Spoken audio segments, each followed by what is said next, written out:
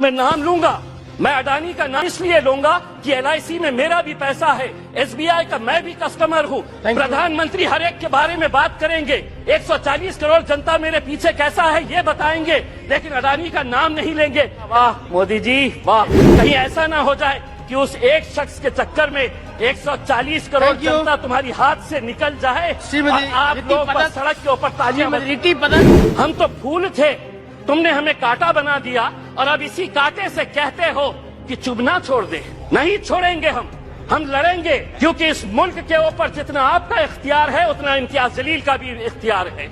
अगर आप हमारे साथ नाइंसाफी करेंगे तो हम खामोश नहीं बैठेंगे, हम लड़ेंगे। पता है कि आज फाइनेंस मिनिस्टर हमको इस बात का जवाब दे कि कैसा 38%, कौन सी ऐसी मिनिस्ट्री है जिसके अंदर 38% का बजट कम कर दिया गया है।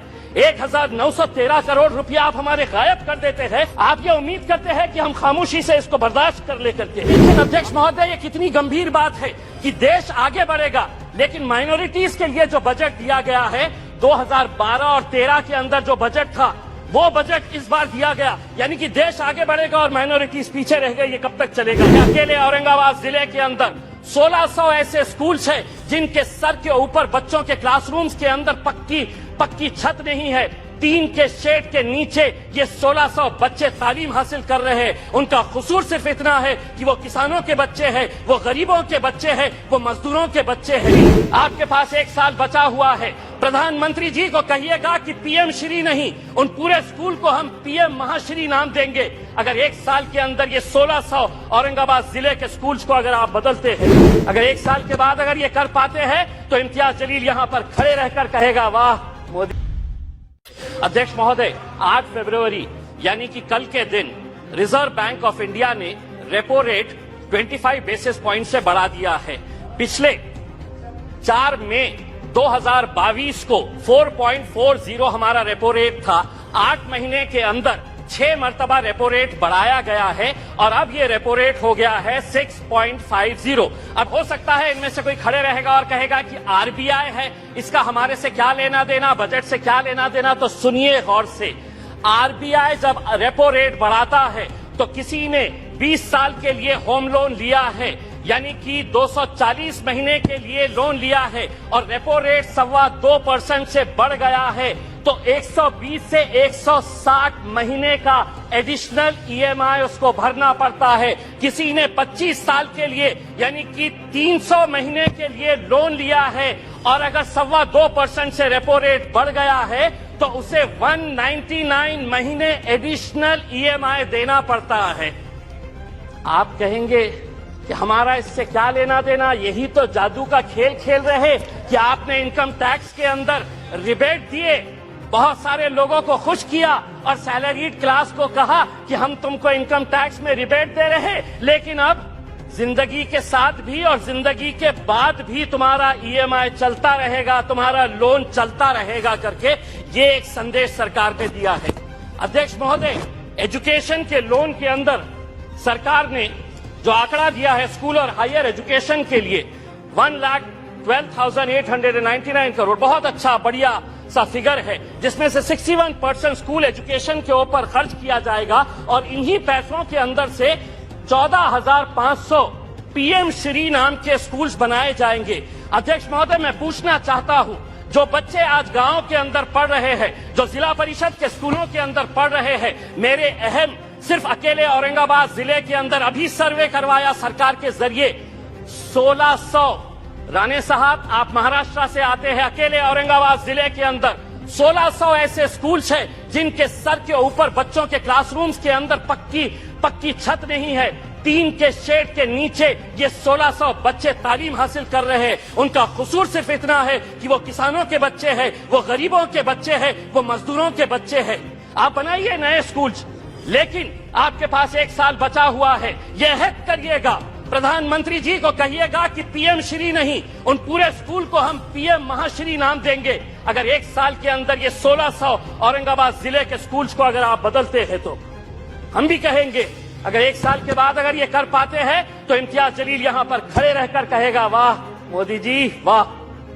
दूसरी ये बात है अध्यक्ष महोदय, माइनॉरिटीज के बारे में मैं ये बताना चाहता हूं राणे साहब, हम तो फूल थे, तुमने हमें कांटा बना दिया और अब इसी कांटे से कहते हो कि चुभना छोड़ दे।